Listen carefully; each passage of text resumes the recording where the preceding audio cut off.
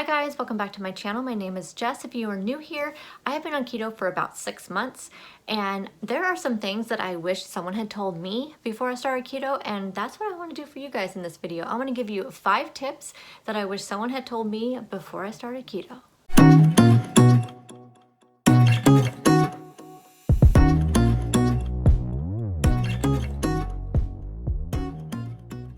So I have notes over here. It's kind of stormy outside, kind of dark, so I'm hoping the lighting doesn't do any funky things. My dog's back here. He's usually pretty good, but sometimes he may do some inappropriate stuff, so I apologize if he does. I'll try to catch it. So anyway, I must have notes in front of me, or else I get kind of scatterbrained, and I like my videos to be as focused as possible. So have you just started keto, or you're thinking about it, you're getting a little lost? I wish I could promise you that everything I'm going to tell you is going to ensure that your keto journey will be successful, but I don't think anybody can promise that. But I am going to tell you that there's going to be bumps in the road, but I'm just hoping that these 5 tips that I give you are going to make it just a little bit easier for you. I think one thing to keep in mind before we get into these tips is that keto is really a way of eating. It's not just a diet. It really has to be a lifestyle change. You can have planned off keto days. I do all the time. You can have a day here, 2 days here, just one meal, or you can do a whole weekend. I mean, it's your real life. It is. So you just need to plan around it. Not everyone does it. I know people that have done keto for years and maybe has had like 1 or 2 like cheat meals, maybe one day and all of that time that they didn't do keto. On the other hand, I also know people that have consistently lost weight by doing keto on 5 to 6 days a week and off 1 to 2 days a week, and they have consistently lost weight. It's really just going to depend on you, how you do your lifestyle, and how your body reacts to it. So do you, that's what I have to say. Do you. It may just make your keto weight loss be a little bit slower if you do it a different way, but it's definitely going to be your journey and you need to make it that way, and don't let anybody tell you anything else. First tip I have is to be patient. You'll hear a lot of keto success stories where weight loss the weight just like falls off of them. Those cases are typically associated with people who have a lot of weight to lose. In general, the more weight you have to lose, the faster it's going to come off. I think that's with any kind of journey that you're on. Another thing to keep in mind is everybody is different. Everybody is different. So keep that in mind. Never compare your journey with anyone else's, and just be patient with yourself. Don't give up on the diet just because you don't immediately see a drastic weight loss. Just be patient, be kind to yourself, give yourself some grace, and don't compare yourself to others. Number 2, keto flu is a real thing. Now, I didn't get it too bad, but I did a ton of research. And the reason why keto flu happens, it happens particularly when you jump into the keto diet very quickly. Like you just jump right into it. There are ways though that you can avoid the keto flu or lessen the symptoms. Again, I didn't get a bad case of it because I did things a little bit different when I first started my journey. Some of the symptoms you're going to see or could see would be dizziness, drowsiness, you may have muscle aches, you may have nausea, irritability, that's a big one. But all these symptoms are a completely natural reaction to the changes that your body is going through. So there's no worries about it. Don't quit just because you're having them. These symptoms do not last forever, and you'll soon be seeing the benefits of the keto lifestyle after you just get through these kind of bumps that you're beginning in the very beginning. Keto flu is feeling the symptoms of the withdrawal from carbs. So your body goes through changes when it switches from burning glucose to burning fat. So that's where the keto flu comes from. The 2 tips that I have for you around the keto flu and to help you either avoid it altogether or just lessen the symptoms, as in my case. And one of them, the very first one that I think is the most important one, and you have to be patient about it, is to start slowly. Instead of jumping right into eating less than 20 net carbs a day, try just eating low carb. So try just eating less carbs. So you may just track a day where you just eat your normal diet and to see how many carbs you normally eat in a day. Make sure you subtract out that fiber so you know net carbs. I started out by just doing about 50 net carbs a day for the first few days, and then I kind of lessened that to 30, and then I went to a natural progression of less than 20 net carbs after about a week of eating, just steadily, like kind of watching my carbs. But you may just even need to take 2 weeks to ease into it. But I think really easing into it is less a withdrawal from your body. The second tip I have is to drink lots and lots of water and to add plenty of electrolytes. So that's like the salts, the potassium, magnesium, salt your food. I was never like a food salter before. I always was like told to stay away from sodium, not for any kind of health reasons, but just because sodium was bad. That was one of the things I was always told. Sodium is bad, fat is bad. Those are things that I was always taught.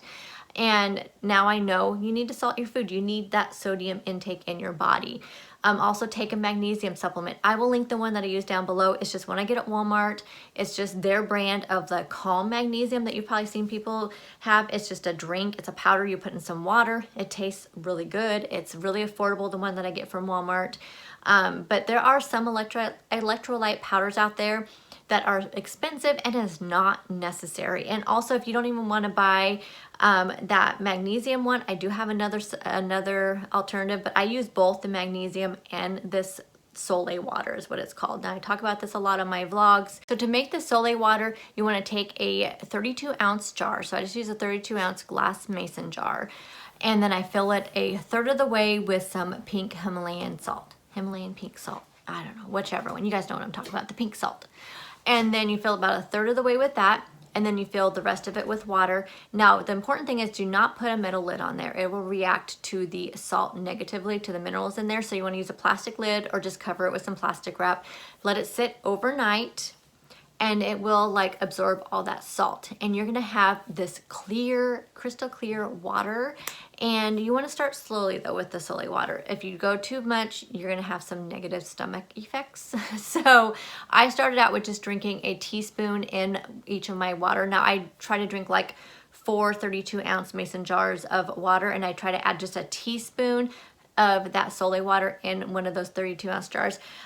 Now I can have about a tablespoon in each of my jars, but just start out really slowly, just a teaspoon to a half of a tablespoon at a time, and you can work yourself up to a tablespoon. And probably don't have more than 1 or 2 to 3 tablespoons a day, but there's all your electrolytes is in that. It's cheap. You can find the pink Himalayan salt for really cheap out there now. It's a cheap way to get your electrolytes in, and you don't have to buy all those expensive powders that you see all over the place. Tip number 3 is to track for at least the first month of your keto journey. I know you guys don't click off. Don't click off. Who likes to track their food? Not many people do. However, I just personally found it beneficial in the beginning to track my food. It was the only way that I could figure out a good ratio of the carb, fat, protein. Now I knew I wanted to keep my carbs under 20 net carbs because that's the keto way. However, I did learn from my personal journey that keeping it at the higher end between like 12 to 20 carbs, 12 to 20 net carbs, I had more of a consistent weight loss. I also learned that if my protein went too far over my protein goal, then I didn't have as much success on the scale as either. And my fats the same way. I like to meet my fats. I stay full all day. So it's really important, I think, in the very beginning just to figure out what your good ratio is and to kind of get a handle on what it looks like as well. Like you start to notice, oh, this is how many like avocado I can have in a day because this is how much fat it's going to give me, how much cheese, how much this. It's just, for me, I just found it really important to track in the very first month. However, on the other side, if you find yourself reacting negatively to tracking your food, then stop. I know there's people out there that have been very successful on keto without tracking a day in their life. So you don't have to do it.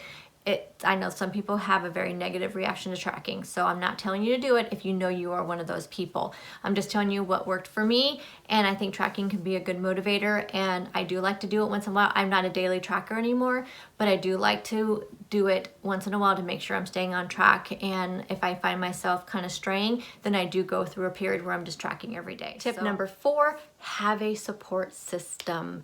The idea that a menu consisting of fats, protein, low-carb foods, and not only lose weight but increase your energy tends to surprise people. You're gonna soon lose count of the number of people who insist that you need carbs to live. We're still eating carbs. We're not totally cutting carbs out of our life. We're not totally cutting vegetables out of our lives. You wouldn't believe how many people have commented on my videos telling me they didn't know they could eat vegetables on keto. and definitely eat vegetables on keto. So just ignore those people. If you can't find a support system at home, then go ahead and turn to the internet. Honestly, there's so many people out there that will be helpful and supportive to you. The keto community is amazing. The Instagram keto community is so good. There's so much support out there, so much help out there. There's so many of us here on YouTube that would be just go bend over backwards to help you guys on your journey. Sometimes it's just hard to find someone close to home that's going to support you, but I think once you are on your journey for a while, then those people are going to come and they're going to start supporting you when they see that what you're doing is not unhealthy. When they start seeing the positive effects that you are getting from this journey, then I think you're going to start building that support system. But I think it's really necessary to have people that are behind you and that are backing you. And the last tip is to be prepared. Know what you can and cannot eat on keto. If you're not a meal planner or meal prepper, that's okay. You're gonna read a lot online that you must meal plan and you must meal prep to be successful. No, you don't. I know a lot of people that don't. I personally do, because that's just how I've always been long before keto. But you simply just need to be armed with what you can eat, what you cannot eat. I'm going to link down below a sample like keto grocery list and also some sample meal plans, some ideas for breakfast, lunches, snacks. All those will be linked down below. You can print them out, kind of give you an idea of what you can and cannot eat on keto, and I'm hoping that helps you out. So there you go, guys. There's 5 tips that I wish I had known before starting keto. I hope this helps you out on your keto journey. Be sure to check out the description box for all those links to the grocery list, the meal plans, and whatnot. Also, leave me a comment down below if you have any other questions. If you're just starting out on keto, let me know if you think these tips will help you out. If you're not subscribed, please take a moment to do so. Give this video a thumbs up, and I will see you guys in the next one. Bye, guys.